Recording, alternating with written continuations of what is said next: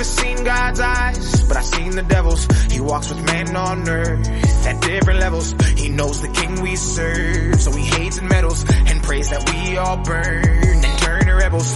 He tried to get my soul, but I'll never settle. I'll walk this lonely road from the burbs to ghettos. I'll take the gift bestowed and return a vessel. I am the one they chose. Yeah, yeah, yeah. Rebellious in all ways, been sinners since birth. He knew that it would happen when he put us on this earth. We demonize religion, brought corruption to the church. We know the price of everything, but we don't know the worth. We spend all of our time idolizing false prophets. Comparison's the enemy, stop watching others' pockets. The social system's broken, we divide on every topic. They fabricate the truth and we all monetize the gossip. We know the problems and we see them but don't want to change.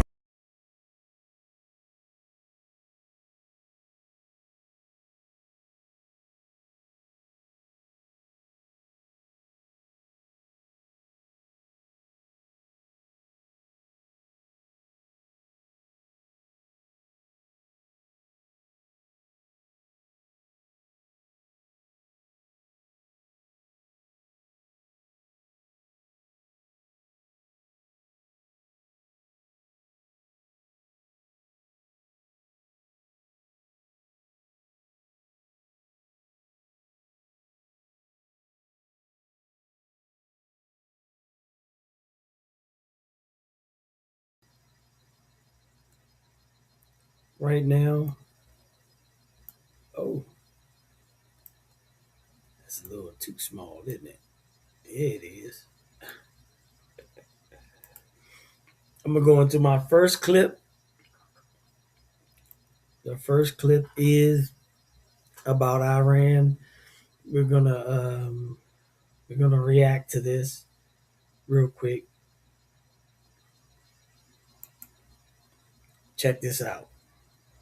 You are watching Iranian Christians cry out to God that He is the way maker, a miracle worker, a promise keeper, a light in the darkness, because that is. Hold on. It's always us having technical difficulties. All right, here we go. You are watching Iranian Christians cry out to God that He is the way maker, a miracle worker, a promise keeper, a light in the darkness, because that is who He is. For 47 years, they have been oppressed by an Islamic regime, and now that the supreme leader has been eliminated, they are celebrating that they finally have their country back. Continue to pray for the Iranians and all of those that are in the Middle East. The 10-horn kingdom that was prophesied in Revelation 17. Hold up.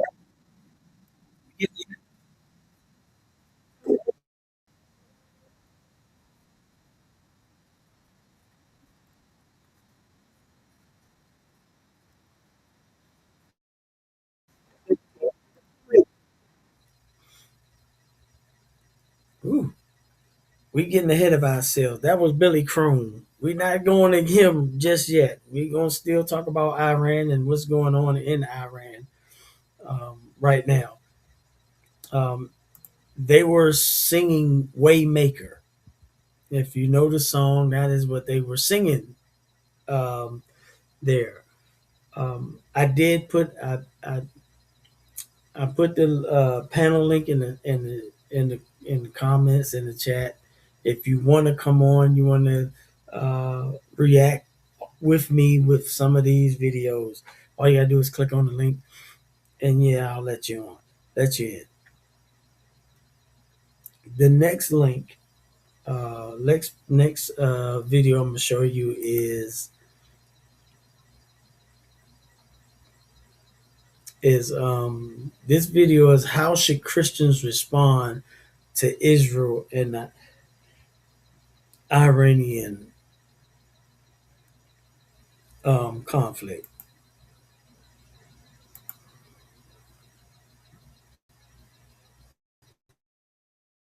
Check this out.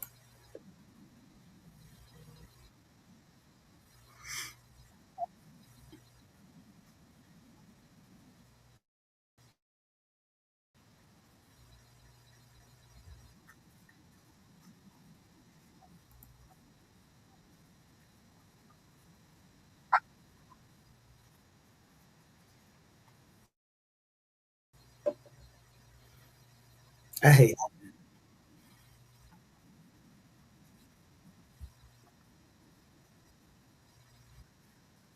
Russia and some of the former Russian states to attack Israel.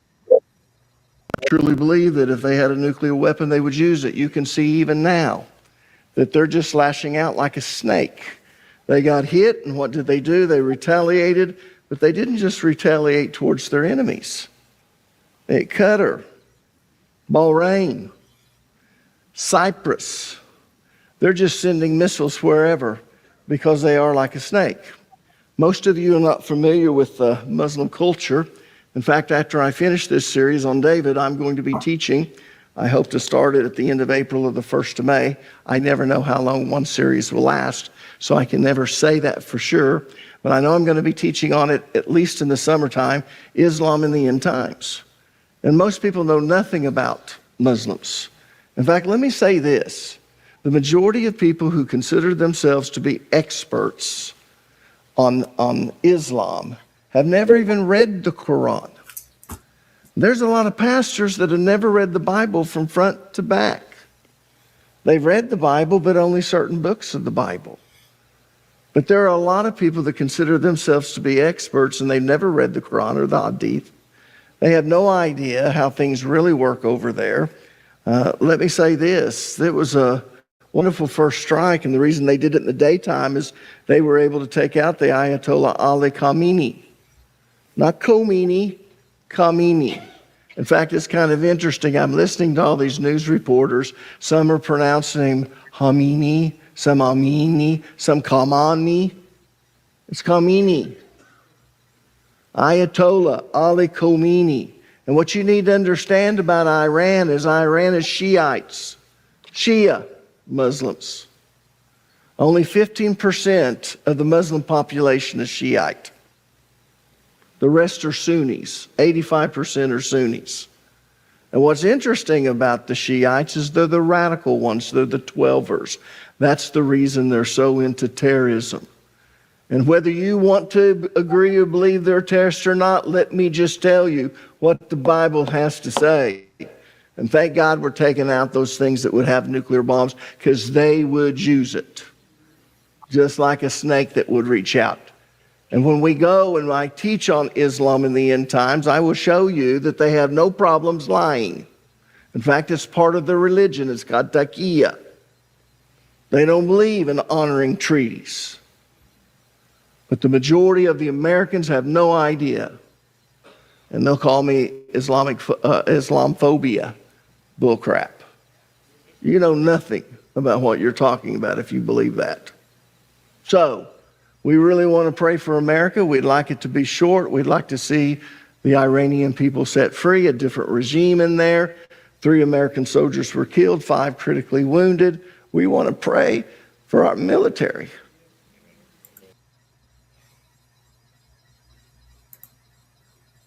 So,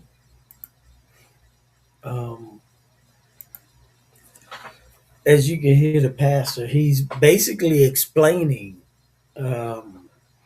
he's trying to, give an outline of what Islam or the Shiites actually believe.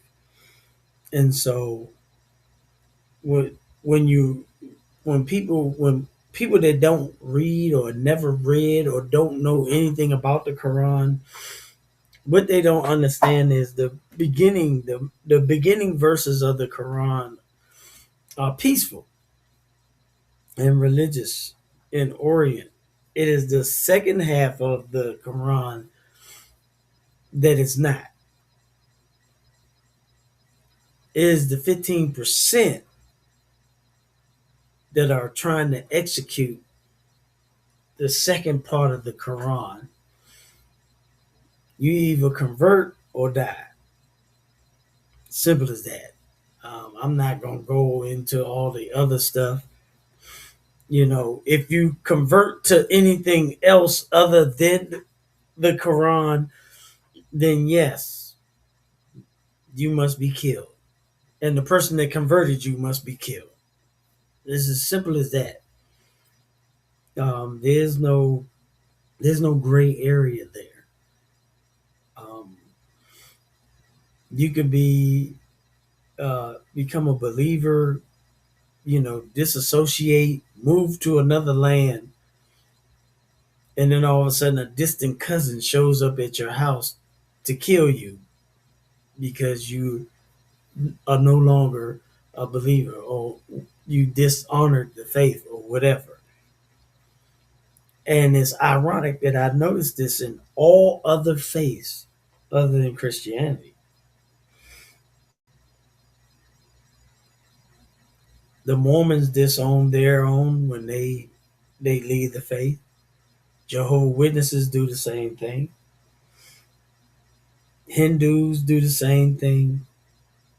They all do the same thing. When you find grace and mercy in Jesus Christ, and you look and be like, yeah, I'm gonna go ahead and exit left.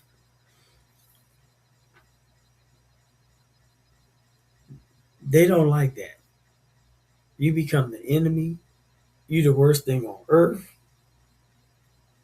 Everything that they can say negative about you, they say, and it's horrible. It really is. Um,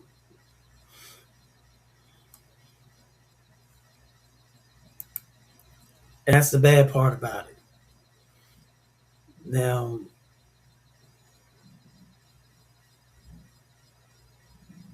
this next clip, we're gonna make sure this is the right clip.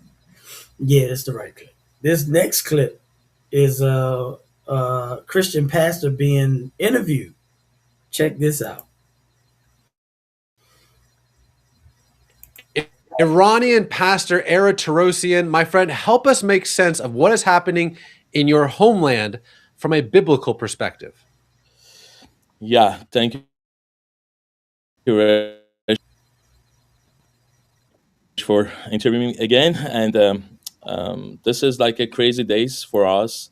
And as a pastor, we kind of our church celebrate what's happened in Iran, that Ayatollah Khamenei got killed. And I just want to say lots of people got mistakes that we celebrate that. No, we don't celebrate that. Actually, what's happened, it was hope for us as a human, as our dignity, that for decades we been in oppressed and dictatorship and live in a censorship. There was no freedom for us, like basic human freedom. And I think God's word, kind of, we always seek for justice. For example, Isaiah 1:17 says, "Learn to the right, seek justice, defend the oppressed, take up the cause of fatherless, plead the case of the widow." And last 2 months, we interviewed together, and we were following what's happening in Iran. There is over 30,000 people, and we believe it's over 50,000 Iranian innocent people. There's 200 children got killed in 2 days in Iran, and there is lots of widows, and there's sons, sisters, brothers got killed with this dictatorship because they protest and they seek freedom. And as a Christian, we have to stand. And in the center of my attention, and I think the biblical attention and also Jesus' attention, is people. And people is more important for us, and how they live and how we can defend them. I'm glad that we can do this. And as Iranian, like, I born in 1979, Raj. I born and I saw the war, and we are not supporting war, but this is what people of Iran asked for President Trump for last few months. He said, and the help is on the way. President Trump says, and we want help because we can't stand. We don't have the guns, and people of Iran is desperate for help because this cruelness is very unique in the history of the world, and we know that we need help. and now President Trump help us. And as a pastor, I'm praying for peace in Iran. I'm praying for protection for our people, our families. And some people is just watching us that we dance because Ayatollah die or war. No, we dance because we have hope. And we have hope that this regime, after decades of dictatorship, is going out of Iran forever. And we are thankful for what's happening, and this is very unique season in our life as an Iranian diaspora and inside of Iran. Well, my friend, Now you heard what he said, right? They've been asking Trump for 2 months, and he said help was on the way. He said help was on the way. He's in Iran. He's a Christian pastor. And now that the basically pretty much the head of the snake has been cut off, there's no one coming to their doors persecuting them because they are Christians. And that's amazing. That's awesome.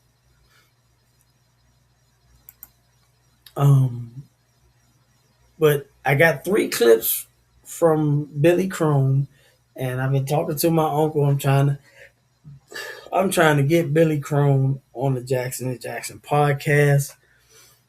Billy Crone is going to go deep. I got 3 clips. He's gonna go. He's wrote a book and everything. He's going to go deep dive into the ramifications of Iran becoming a part of the world again, not attacking their neighbors or their enemies because they want to wipe everybody off the face of the earth. And this, what we're about to watch now, is going to be amazing. As soon as I can get my computer to act right. Sheesh. I think I got to, yeah, let me go ahead and remove that from there.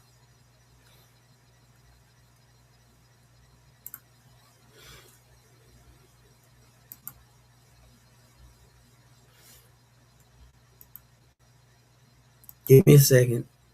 I'll get right to it. This is the first clip.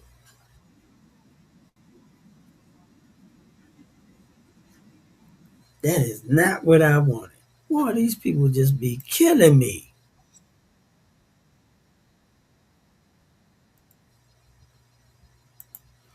All right, here we go. That's what happens when you put an amateur on the computer. I'm just saying. This is clip 1 from Billy Crone. He's a pastor in Las Vegas. Listen to what he says right here.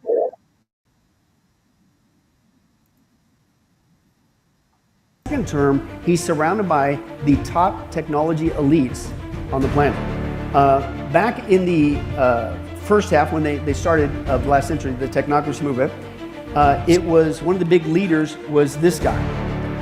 His name is Joshua Haldeman, and he was a huge leader of the technocracy movement that produced that map. And in June 1971, him and his wife gave birth to a daughter and named her May. May gives birth to a son, and she named him Elon. Elon Musk is the grandson of one of the leaders of the technocracy movement that produced that map that now Trump is following. I think it's a pretty smoking gun deal. And I'm not the only one. Everybody's going like, wait a second, what is going on here? So in biblical prophecy, one of the voices of the signs in the heavens was Jesus himself. And in Luke 21:25, he said there would be signs in sun, moon, and stars. So that was Billy Crone's. That's the first clip of that's the first clip, right? I got another clip because Billy goes off the rails in the second clip. I don't know why that just keep coming up every time I got that going. I'm gonna move some stuff around here. That was 3. This is 2.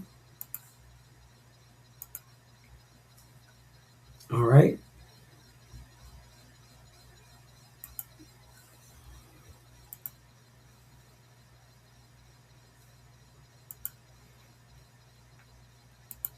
Now, like I said, Billy Crone is a pastor in Las Vegas. He's written he's written some books, and what you see there, the Trump and the Paradox Prophecies. This is about the 10 kingdoms or the 10 rulers in end time prophecies. End time prophecy. I tried to I mentioned this on the Jackson podcast. I've spoke about it. It's like Donald Trump may not be the antichrist. However, everything that is being done right now is preparing us for him. Okay. Everything being done right now is preparing us for him. And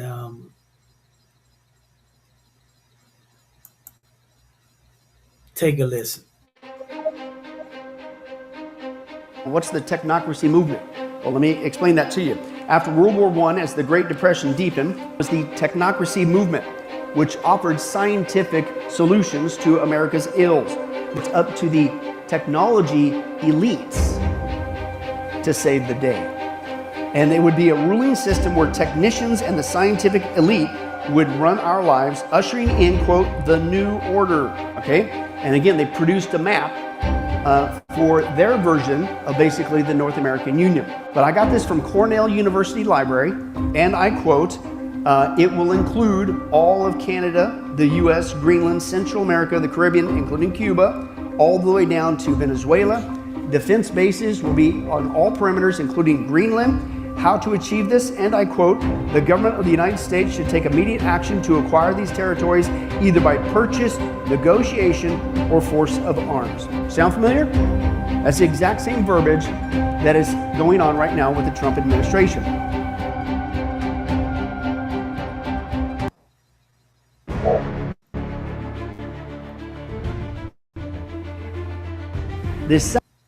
I'm trying to tell y'all right now. Yeah, this is not this is not a coincidence. Okay. This is not a coincidence. This is not, this is the Bible. This is the Bible unfolding before you right now when it comes to Revelations. He has a third clip. I'm going to play it, but I'm trying to basically tell you that everything is happening right now is following scripture. It's supposed to happen. I'm just praying that there is a pre-rapture event. That way I can be on the sidelines watching what's the 7-year tribulation and what's about to unfold. Because if I'm here doing this, I know for sure that I will be either put in jail or killed. Because I'm definitely going to be telling you the truth, screaming from the rooftops, whether it be from my laptop or the blacktop. I'm just saying. He has one more clip, a third clip that he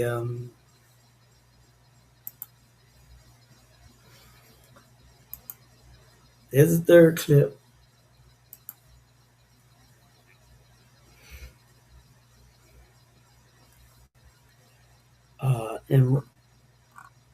In reference to what we're talking about today, the Trump paradox.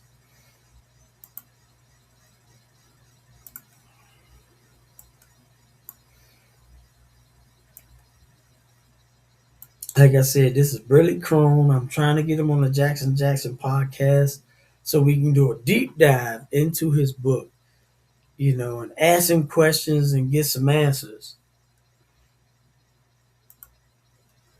But check out what he says. Horn kingdom that was prophesied in Revelation 17. The Bible's very clear about that the planet is going to go from about 200 some independent countries down to 10 regions.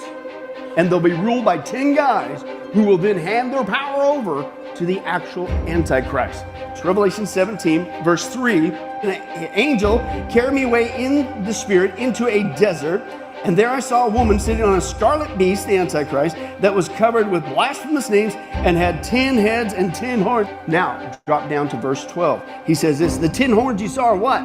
10 kings who have not yet received a kingdom, but who for 1 hour will receive authority as kings along with the beast, the Antichrist.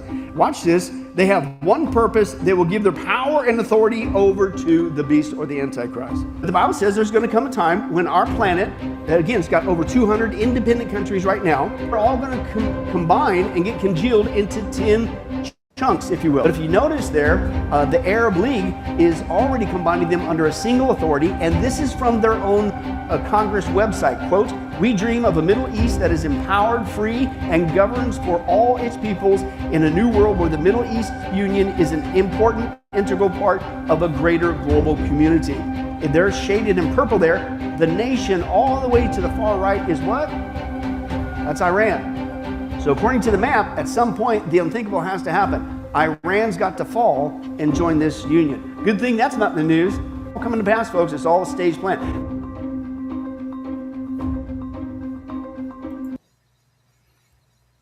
Think about what he just said. The Bible talks about 10 kingdoms or 10 rulers or 10 kings. He's talking about 10 regions. And they're all technocrats. They're all IT guys.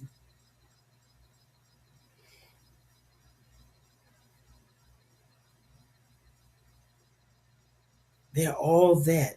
We're talking about, you're already hearing about in your UK, they're implanting chips. And if you don't get the chip, if you do not get the chip, then you can't buy or sell or whatever. You can't participate in society. That's basically what that means. And I'm trying to tell you guys right now.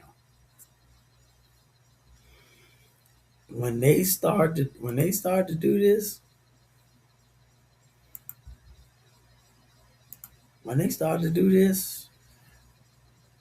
we're gonna have a problem. We're gonna have a huge problem. The Bible says that if you willingly take the mark of the beast, you're done. That's it. You have given up. You've given up your place in the kingdom of heaven. If you refuse the mark of the beast, then you're now a scavenger, live off the land. I'm glad my uncle took me camping so I can learn some things. But if you don't know how to live in the woods, If you don't know how to do that and you're a believer, you're going to have a problem. You might as well stand on the street corner and preach the gospel, knowing that you're going to go to jail, and then in jail, preach the gospel. I'm just saying. I'm going to end this with the story I wrote. And this story is about a preacher.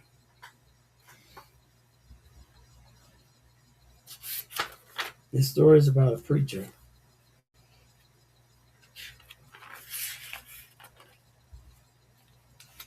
who he basically decided that once he seen what was going on, he started preaching about the end times. His own church turned him in. He ended up in jail and things like that. Now I just got to find it. I wrote it in one of these books.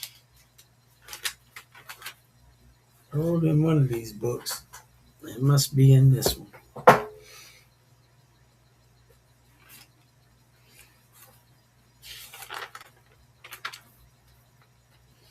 And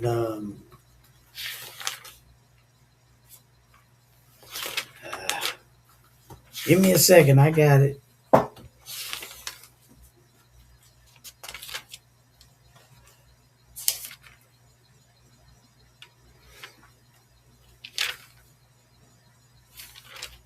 Father's love. Out of the blue. You know what out of the blue is. After that,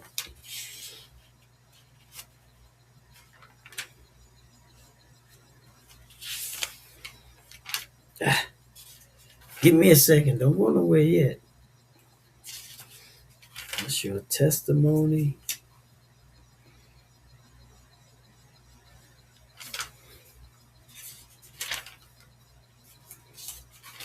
Vengeance is mine. I know for a fact I wrote this story before Vengeance is mine.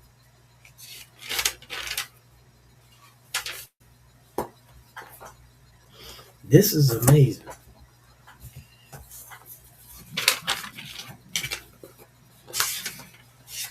This is amazing because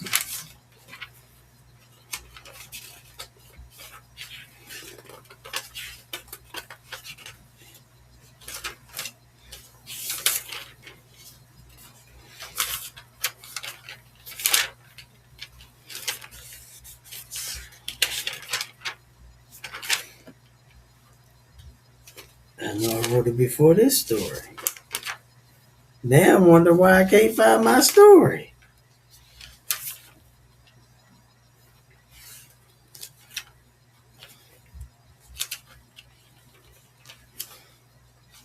This is, oh man. I know the story, but I'd rather read it.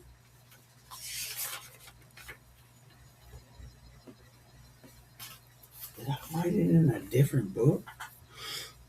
I may have. I'm going to tell you this story.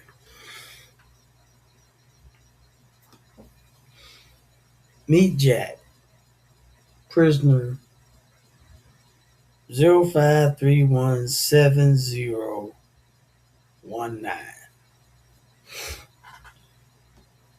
Jack was sent to prison for disorderly conduct and preaching from the Bible.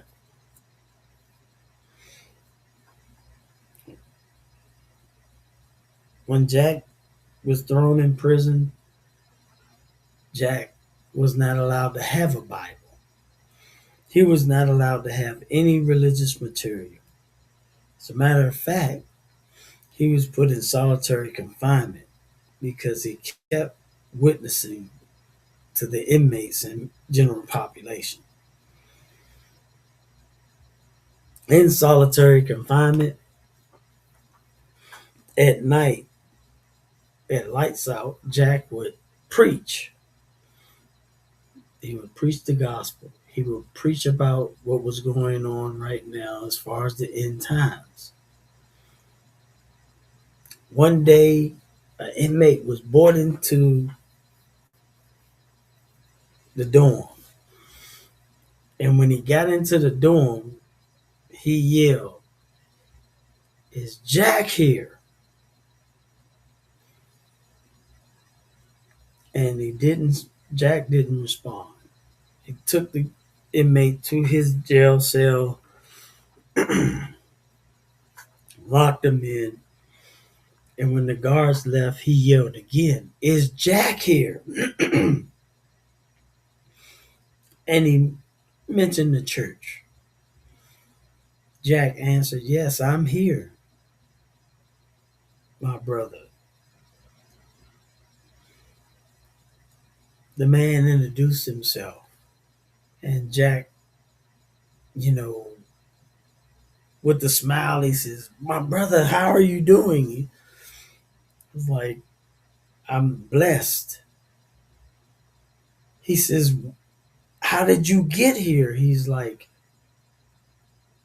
"After they came and got you, and the pastor saw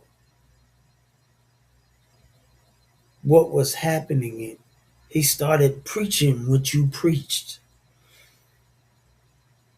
And when he did that, the whole church started to preach. They started to go back to their hometowns to preach. And so that night, Jack and the fella talked about everything. Jack continued to preach at night after lights out. One day, the count was off in the prison. And as they started to count, as they started to redo the count, they noticed that a number of prisoners, they just wasn't there. But it wasn't just in that prison, it was in all the prisons across the state.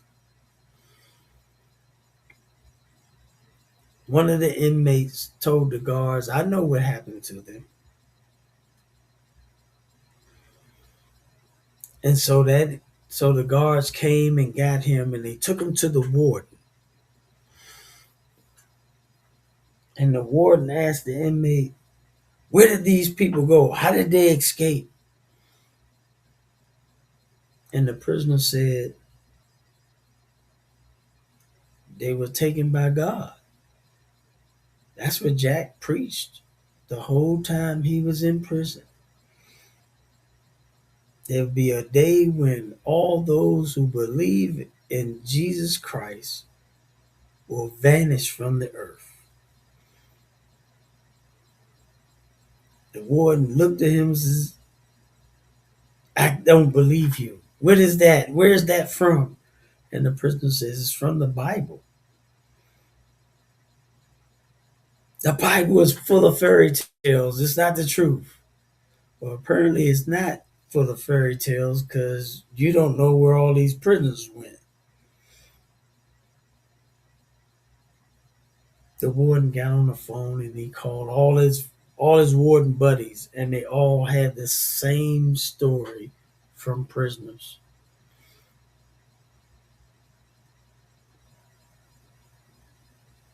That day is coming. It's not here yet. Everything that's happening right now is preparation. But it's going to come a time when the earth will lose those who believe in Jesus Christ and have faith. Those will disappear from the earth.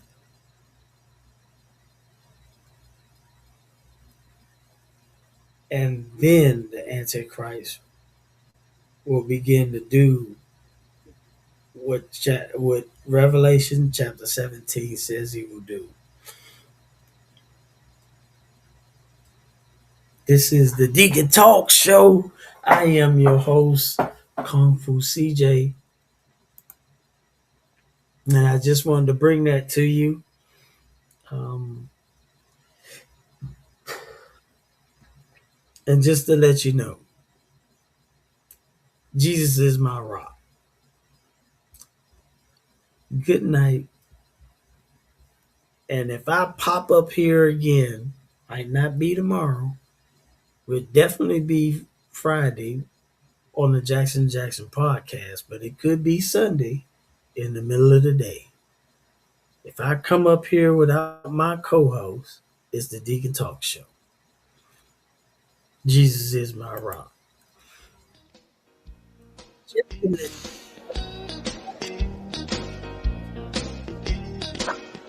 Peace out.